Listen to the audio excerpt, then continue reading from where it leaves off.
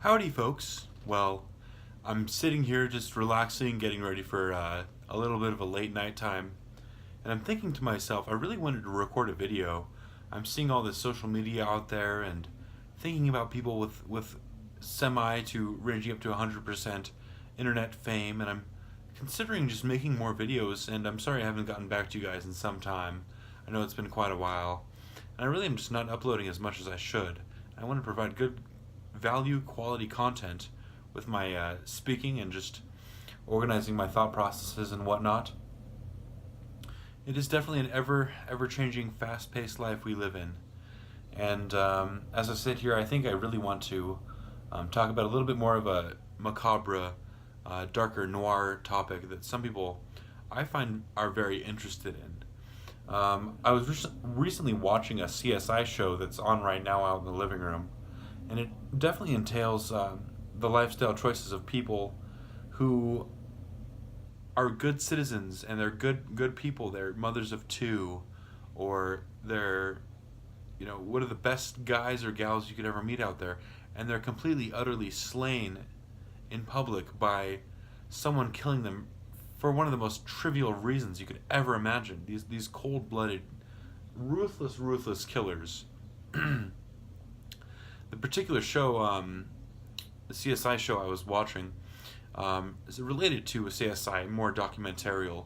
It was about this lady, this saleswoman in Utah, who was slain for something as trivial and as pointless and meaningless as her diamond wristwatch. She was killed in her upscale housing development, and her coworkers realized that she didn't show up to work one day, and they found her in a pool of blood in her own home, killed for her diamonds, for the possessions that she probably held near to her heart, and turned out to be one of the nicest gals you can meet, I'm sure. And yet she's slain for something that was probably near and dear to her heart, one of the few things providing her happiness in this world. And you just find all of these cold-blooded and hot-blooded killings that just occur because people are so mindless and just evil. I wanted to briefly breach upon the Ted Bundy tapes, which I was watching recently, a couple days ago. I heard on Facebook there was someone talking about the Ted Bundy tapes, and they were getting into them and saying, I've really got to watch this documentary. All the hype and hubbub about the Ted Bundy tapes. As you guys can see here, I'm smoking a Montclair Blue. Nice little ensign. This is my first pack I smoked a couple days ago, and I'm working on this one right now. But so the Ted Bundy tapes, I'll get into this a little bit. For story time.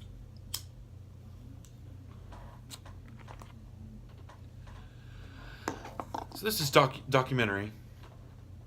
I've clearly seen a lot of social media interest on Ted Bundy recently. People comparing him to that actor, really great actor from Always Sunny in Philadelphia, saying he'd play the perfect role. And I'm like, that's kind of cute and funny, because he does actually, after seeing so many images of the killer, images of the killer in this documentary, you kind of analyze it and say, oh well, that actor from Always Sunny in Philadelphia, that his name escapes me, unfortunately. He really does look like him, and once you get that kind of facial feature that stands out as much as Ted Bundy's did, you kind of get an impression of it, and you're like, yeah, I can kind of identify the kind of actor that would be very befitting for his the portrayal of his role.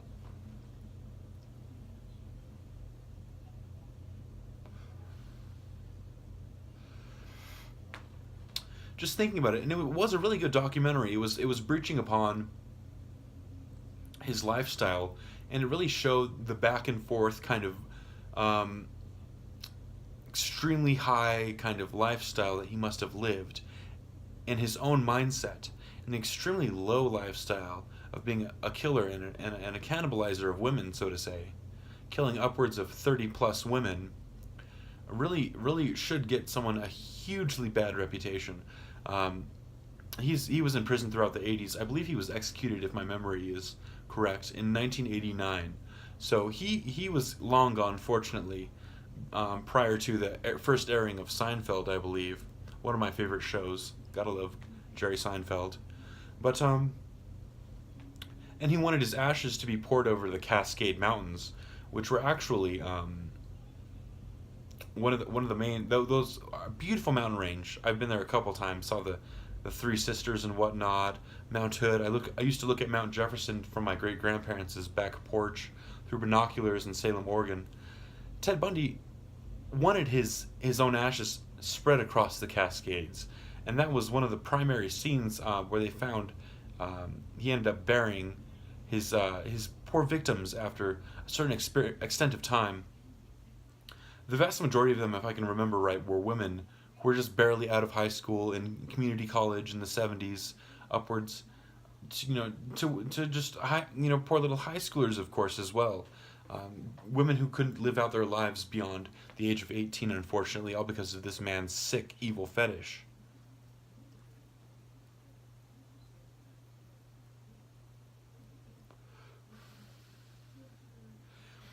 There indeed was a very particular party, kind of people setting off fireworks outside of his prison cell, at the prison penitentiary where he was kept and transferred to, after marrying a woman who was obsessed with him. He did have a stepson as well, and I saw images of his younger brother and his poor mother, who had nothing to do with the whole incident, of course, and were probably as befuddled as anyone else at the horrific crimes that Ted Bundy committed.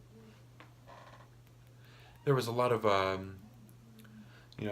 crazy partying and whatnot, people selling novelty items and setting off fireworks, as I stated, and drinking liquor and whatnot, outside of his prison cell. I think he had a very interesting character as well, to say the least, which I think really drew the public to him.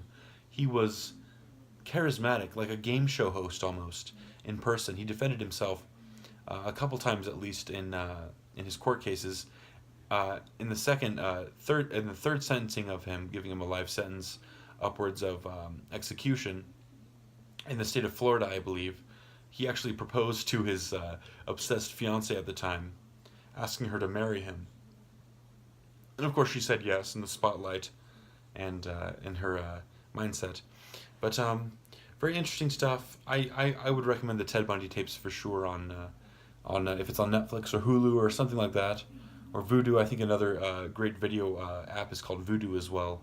But thanks so much for watching, guys. Just a little snippet there. Thought I'd talk about that and share my thoughts with you guys. So thanks again, as always. I'm going to have a stellar rest of my night and hope you do as well, and many nights to come. As always, I'm Snowy Croquet. Hi, guys. I'm going to wing this one. A little bit of an improvisation. I'm really going to enjoy doing this vocal cover for you guys. Thanks so much for listening. This is a little bit improvised, trying to follow the lyrics to a tone and key. ZYKLON's An Eclectic Manner.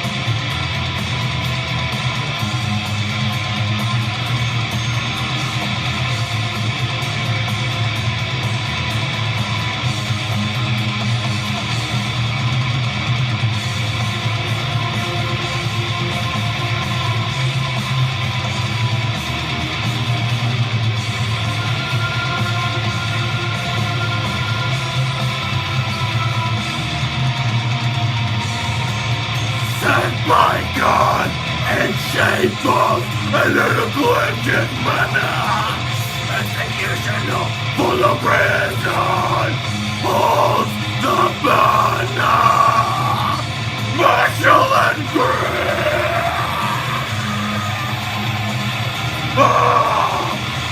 They will provide anything you need.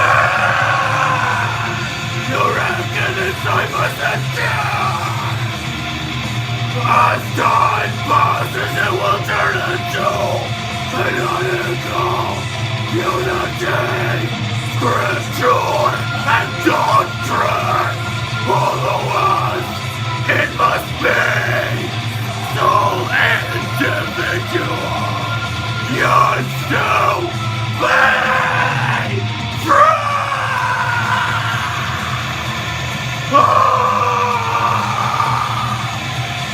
Yours to be free.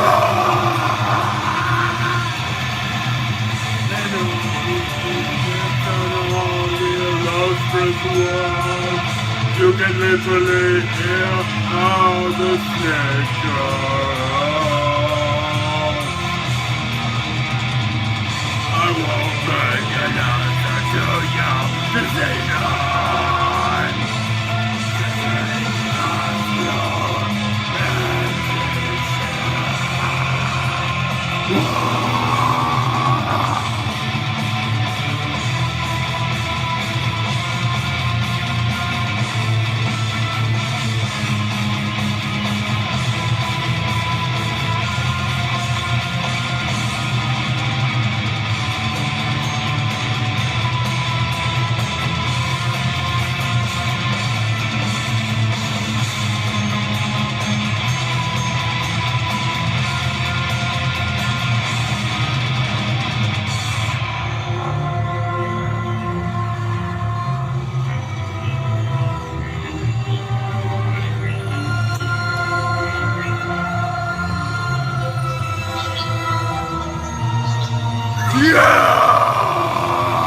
You're out in this time of the day. As time passes, it will turn into canonical unity. Scripture and doctrine are the last. It must be the soul individual. Yes, to be free.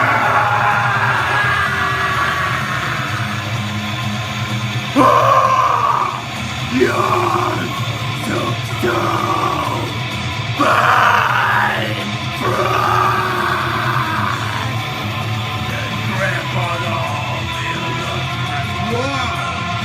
You can literally hear how the snake goes.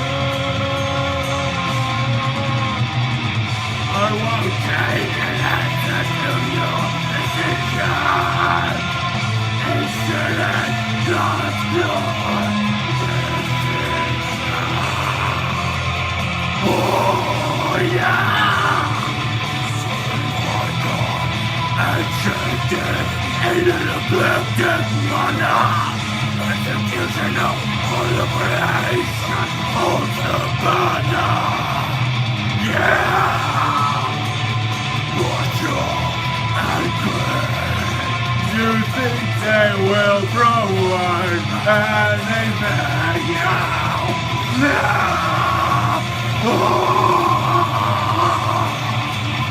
Give on all illustrious world. You can literally feel how the snake goes. I won't take an answer to your decision. And visit God's Lord decision.